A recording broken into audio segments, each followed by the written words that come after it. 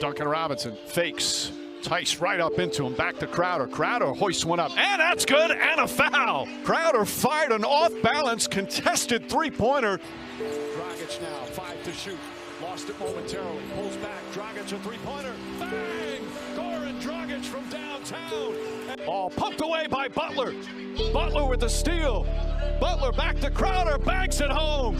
If you're a Boston Celtics fan, I could only imagine how heartbreaking it was to watch the game that just unfolded right before you. And the thing that really sucks here is it's not a lack of chemistry thing. It's, as a matter of fact, I feel like the Boston Celtics were firing off of all cylinders. There's just one statistic that was holding the Boston Celtics back. Because if you look at their statistics, they beat the Miami Heat in terms of field goal percentage, in terms of three-point percentage. They made more free throws than they did. They got to the line more often than they did. Hell, they even out-rebounded the Miami Heat. And when you find out what was the one thing holding back the Boston Celtics, it's absolutely going to crush you. But before we get to that, guys, this is my second video of the day. Make sure you smash that like button for the YouTube algorithm, subscribe, and turn on my notifications to help the channel grow. I'm also giving away a PlayStation 5 on my Twitter account. A link to that's also in the description down below. And make sure to check out our previous upload from earlier today in regards to Stephen A. Smith calling Paul George the next Dwight Howard. Now that we got all that out of the way, cue the intro.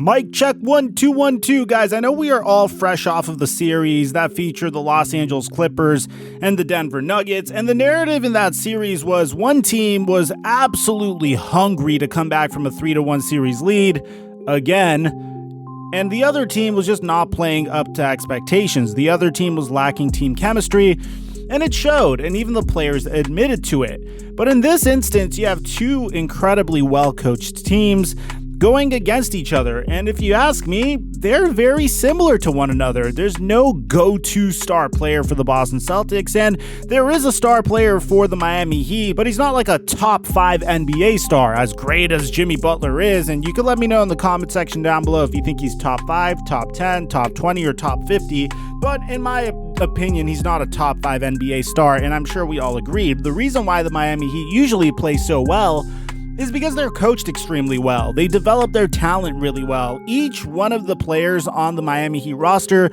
are literally at the peak of their potential. They are capitalizing on every single ounce of the potential that they have. Not saying that each and every player is in their prime. I'm saying Tyler Hero, as a member of the Miami Heat, is significantly better than what Tyler Hero would have been as a member of the Charlotte Hornets, and I'm sure we could all agree. The one thing that I was noticing as the Boston Celtics were going up against the Miami Heat at halftime, they had about a 13-point lead if you guys recall, was I was thinking, okay, the Miami Heat are notorious for making great halftime adjustments and coming out and completely shifting the script. And it appears as though that's exactly what the Miami Heat did, because in the very next quarter, the Miami Heat outscored the Boston Celtics by 20. Now, why did this happen? Well, this is going to make Boston Celtic fans bang their heads against the wall, but it was all because of turnovers. Literally, the Boston Celtics had 20 turnovers to the Miami Heat's 11 turnovers, and they had 26 points off of turnovers, which means if the Boston Celtics didn't turn over the ball maybe half as much, not only would they have won the game, but they most probably would have been able to absolutely blow out the Miami Heat, which means the Boston Celtics once again are in big trouble, because now they're down 2-0 to a team that I really don't expect to give up any leads. The Miami Heat have only lost one game this entire playoffs. They beat Giannis Antetokounmpo's team, the Milwaukee Bucks, who was probably the favorite to make it out of the East into the NBA Finals, and now it appears as though they're on the cusp of doing that again with the Boston Celtics. And what just kills me is I don't think that the Miami Heat are significantly better than the Boston Celtics. I think they're actually pretty even. I think it all comes down to who is coached the best and who is more on point and who doesn't make silly mistakes.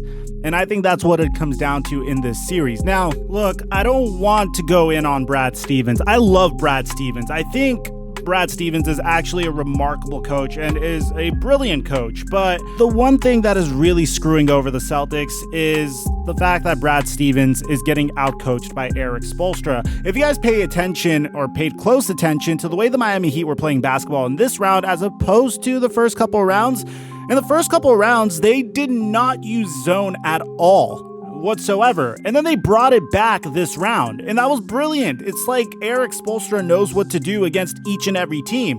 And Brad Stevens simply didn't have an answer for that. So in the chess match between these two brilliant head coaches, it appears as though Brad Stevens is getting outcoached. And as a result, according to Malika Andrews, Marcus Smart was screaming at someone in the Celtics locker room or at several people. The yelling was continuing as Smart was exiting the locker room swearing. So you can see the entire Celtics team is extremely frustrated as a result of what's going on. Now, if you're the Boston Celtics and for some reason you happen to be watching this, here's one thing I want you to do in your next game. You need to want it more. Did you see those plays Jimmy Butler was making on defense? Jimmy Butler wasn't notorious for being a defensive savant prior to coming to the Miami Heat. He just really wants it way more than the Celtics do. He's making these extra effort plays. He's making these hustle plays that I didn't see him make in Minnesota and Chicago. He really wants to get to the NBA Finals. He really wants a chance to win a championship. Whereas the Boston Celtics seem lackadaisical at times. They seem confused out there at times. And the Boston Celtics have significantly more experience than the Miami Heat. Bear in mind, this is Jimmy Butler's first time to the Eastern Conference Finals. This is Jason Tatum and Jaylen Brown's second. And they're fairly young players, and they have way more experience than Jimmy Butler does in the playoffs.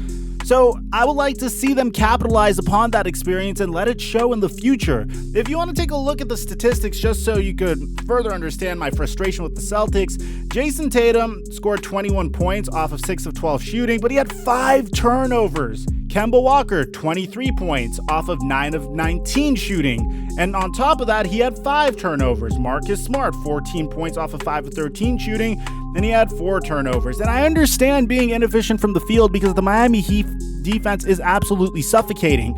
But you cannot allow these turnovers. You cannot allow the Miami Heat to even get an opportunity to get extra possessions because they usually capitalize upon those possessions. So let me know in the comment section down below how you think this series is going to turn out. Do you think another player needs to step up, or do you think there's something else that needs to be done in order for the Celtics to come back? Do you think that there's a chance that the Celtics do come back? I'd like to hear your take in the comment section down below. Aside from that, I'm your boy Mike, and I'll catch you guys in our next upload.